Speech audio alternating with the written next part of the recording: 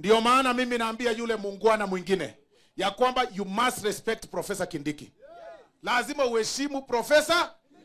Yeye ndio Deputy President of the Republic of. Watu waache madharau bwana. Watu waache madharau bwana. Watu waache madharau bwana. Hii kiti iko na mtu mmoja atago. Saa hii ni Professor Kindiki yuko hapo. Watu wengine wanamdharau hapo, hawamshindi masomo. Yeye ni profesa. Wao si maprofesa. Ama namna gani? Ameenda shule vizuri na si profesa tu, ni profesa wa sheria. Wao si watu bure tu, ni watu bure sana. Sasa unaweza compete aje na profesa namna hiyo? Si lazima waheshimu profesa. Waheshimu profesa, usimheshimu.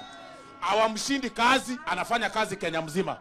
Hawamshindi sheria, hawamshindi akili. Wao watu bure sana. Wacha nitoe mchango. Hebu nionyeshe tutambi yao. Wacha ni tutambi yetu tutam.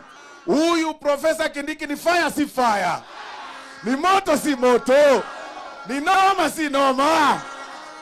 Huyu akikuja hapa akiwaongelesha ile kiti anaomba anything, tafadhali mumpe.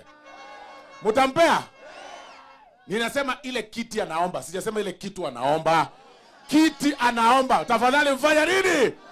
Mutamuongeza ta mwingine wakiwa na William Samoei Ruto. Hebu nione mikono ya tutam.